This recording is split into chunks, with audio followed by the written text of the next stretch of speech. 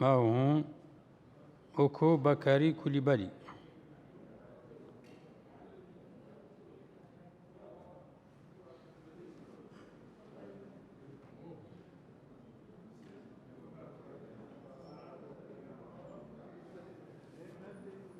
Merci, Président.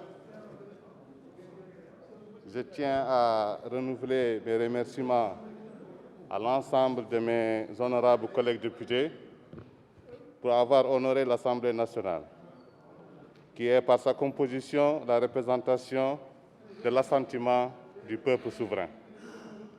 Mais aussi à l'endroit de la commission d'enquête parlementaire, qui a fait preuve, il faut bien le reconnaître, d'abnégation, de dévotion à bâtir un travail ardu et pointu, qui s'est fait ressentir à travers ce rapport de synthèse exhaustif et à la fois édifiant.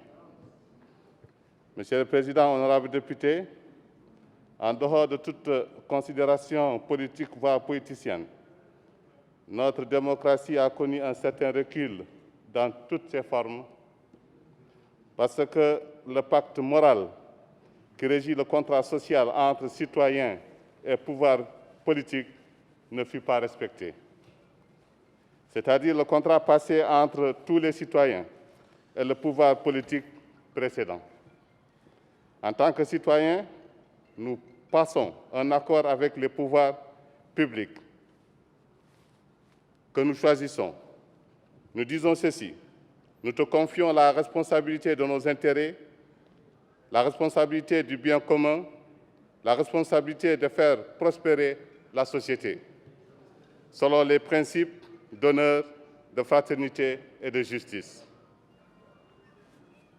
Et en échange, nous acceptons de te soutenir, toi, pouvoir politique, qui s'est engagé à assumer cette responsabilité. Voilà le contrat social, qui est un contrat de confiance entre citoyens et le pouvoir, entre la société et l'État, et tout cela rentre en vigueur par le serment, la main sur le Coran. Or, nous constatons que nous sommes aujourd'hui dans une situation extrêmement grave d'immoralité, de concupiscence et de manquement à la République. Quand le problème devient factuel, les rapports aussi deviennent conflictuels. L'immixtion, la coercition des institutions à des fins personnelles ou claniques sont des pratiques archaïques dangereuses qui ont mis en péril les fondements juridiques, politiques, économiques du pays, mais aussi nos valeurs culturelles de probité, de rectitude et de solidarité ont été bafouées.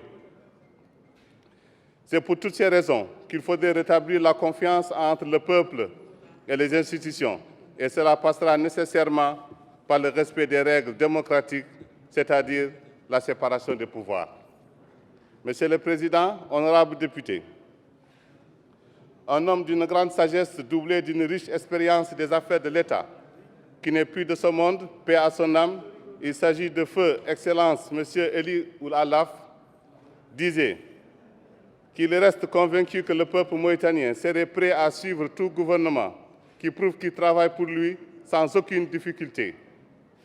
Par contre, il doit le démontrer par la cohérence de ses orientations et dans les actions posées.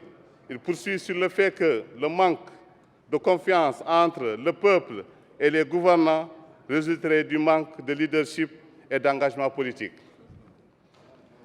Après avoir dressé ce tableau noir, l'espoir est permis de renouveler cette confiance d'un contrat social à travers le Parlement, l'administration publique et le pouvoir judiciaire qui bénéficient, à l'heure où je vous parle, des conditions leur permettant de jouer pleinement leur rôle dans un État de droit.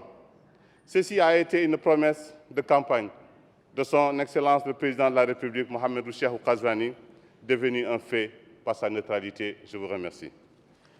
شكراً